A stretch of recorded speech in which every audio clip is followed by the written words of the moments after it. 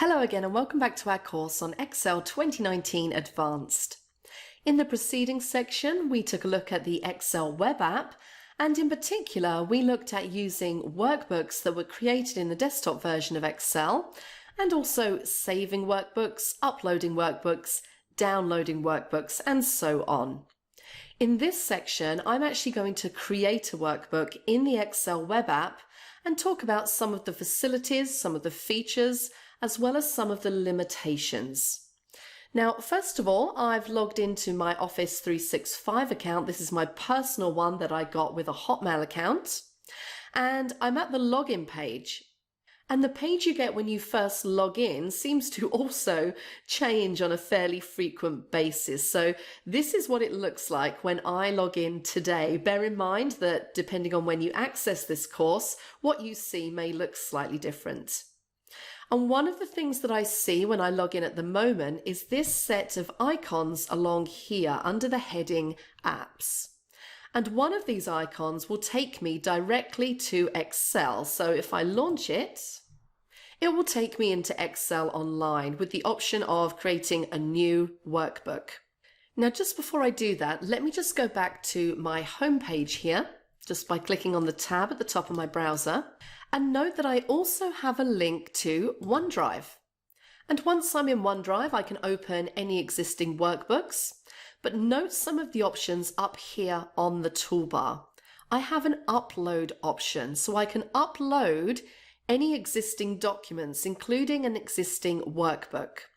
And I also have some new options as well, so I could create a new folder, a new Word document, Excel workbook, PowerPoint presentations, so on and so forth. So there are a number of ways of getting to that point where I can create a new Excel workbook from Office 365. So let me go back to Excel, and I'm going to start with a new blank workbook. So let's start exploring how we can add some data into this spreadsheet and then rename our workbook and make sure that everything is saved. So I'm going to add some basic sample data. Having entered that data, I'm now going to make a selection. So I'm just going to drag my mouse over my data. I'm going to go to the Insert tab, and I'm going to insert a column chart. So let's have a 2D column chart. And there it is. Now, having created that chart, you can see on the ribbon there is a Chart Tools Chart tab. And that gives me many of the standard chart formatting and customizing features. So I can do things like add a chart title, I can rename the axes, I can remove the legend or add a legend if I want to, change the data labels, so on and so forth. You don't get as many options as you do in the desktop version of Excel, but you get quite a few, and it's perfectly possible to make reasonably good charts through the Excel Online web app. Now, just one other thing to do before I move on to a second workbook. Note the name of this workbook. It's imaginatively titled as just Book, which isn't particularly meaningful. Now, Excel will have been regularly saving copies of this workbook as I work on it, but if I want to save it with a more meaningful name, I could go to the File tab, click on Save As, and I could choose the rename option.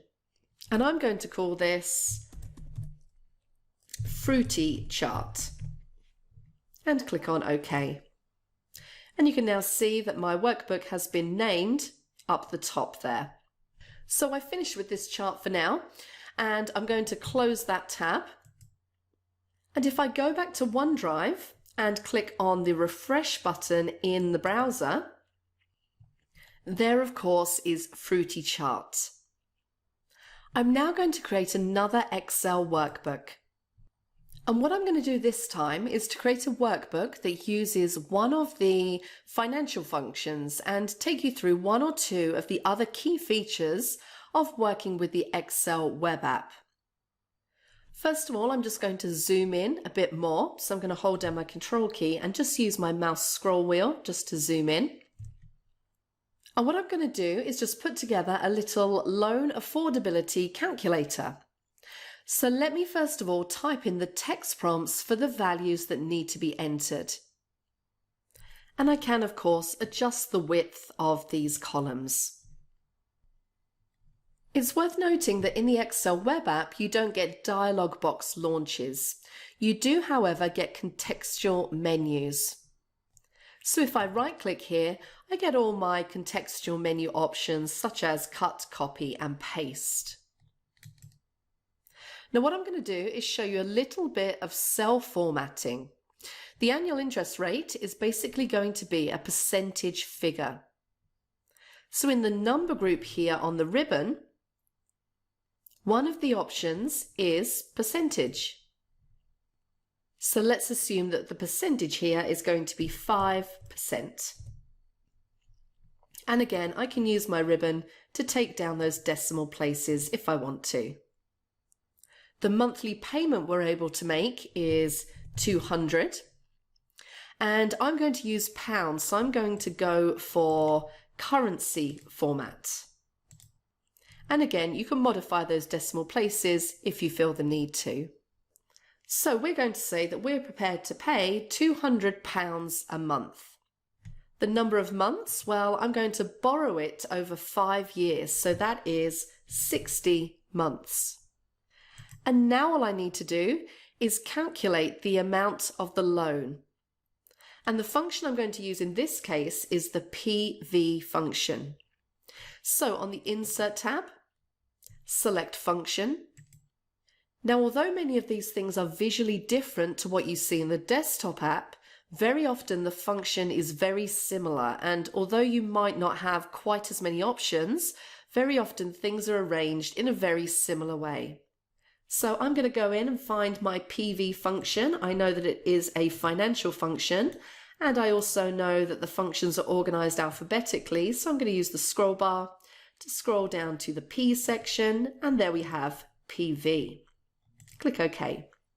So let's start entering our options. So the first argument here is rate, so we want the annual interest rate, and this is going to be a monthly loan, so we do divided by 12 as we've seen before in this course.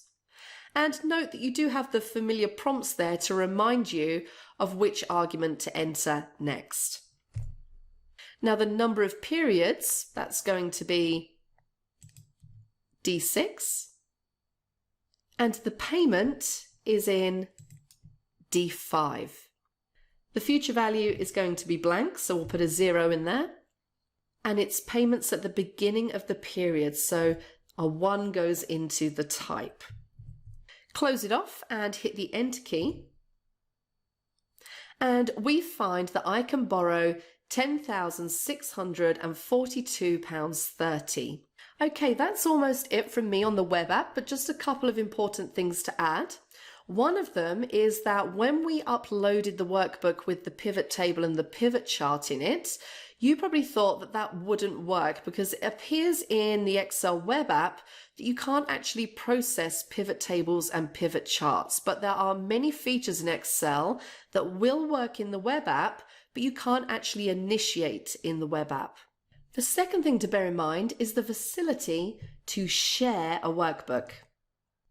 So for example, this loan affordability calculator, I might want to share it with other people.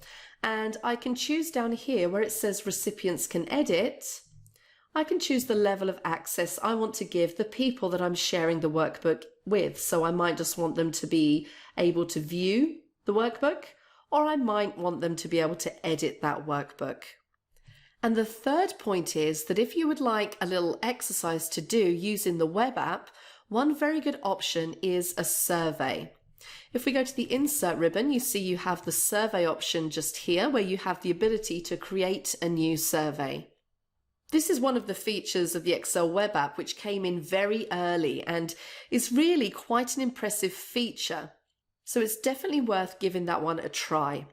I'm not going through that in this course, but it is a good one if you want to experiment a little by creating your own survey and try running that on the web as well. So that's it from me on the web app. I will see you in the next section.